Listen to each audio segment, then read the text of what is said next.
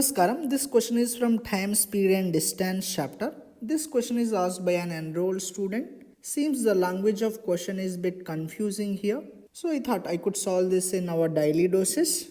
Pay attention, it doesn't matter how the language of question is, how lengthy the question is, how difficult it seems. All you have to do is break the question into statements, divide and rule. Try to understand each statement. Wherever possible, just write the equations and try to solve them. This is it, my friends. Okay, just understanding the question. For that, divide and rule. Okay, use divide and rule. If you do this, 50% of the problem is done. Questions in UPSC are not much formula based, my friends. They are understanding based. It's not a bank exam where you have to learn all the tricks and UPSC trying to test your memorization skills. Okay, UPSC is testing your basic understanding of the concept. That's what I say. Last minute preparation, okay, and remembering the formula won't help in CSAT. You must understand the underlying concept of each and every chapter. Then yes, with that concept thereafter comes the formulas, then you will be able to solve any kind of question. Hope this is clear. Now let's go through the question. A man cycles from A to B, a separation of 21 kilometers. The distance between A and B is 21 kilometers, my friends. And a man completes this distance in 1 hour 40 minutes. The street from A is level for 13 kilometers. Afterward, it is tough to B. The man's normal rate on level is 15 kilometers per hour. Locate his normal tough pace. The distance between A and B is 21 kilometers, my friends. Okay, this distance plus this distance, okay, total is 21 kilometers. And he covers this distance in 1 hour 40 minutes. Let's convert this into hours. Okay, 1 hour 40 minutes into hours. Okay, 40 by 60. So 1 plus 2 by 3. Okay, this is a 5 by 3 hours. See, 60 minutes is 1 hour, right? 1 minute, okay, converting into hours, 1 by 60 hours, okay, 60 this side.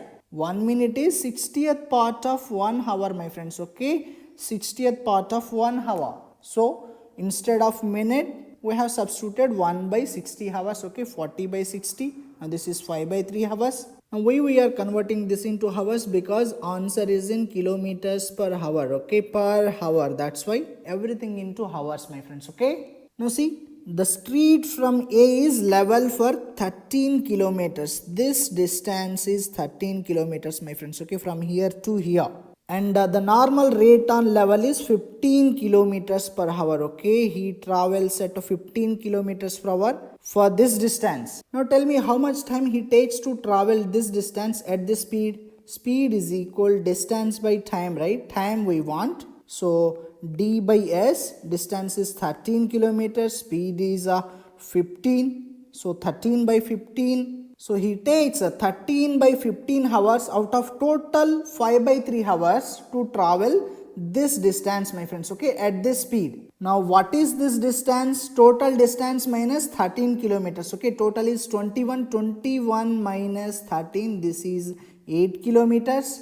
Now what is the time taken to travel this distance? That is total time, 5 by 3 minus 13 by 15, LCM is 15. 3 5s are, okay, 5 5 25, 13. Now this is a 12 by 15, this is time, right? So it's in hours.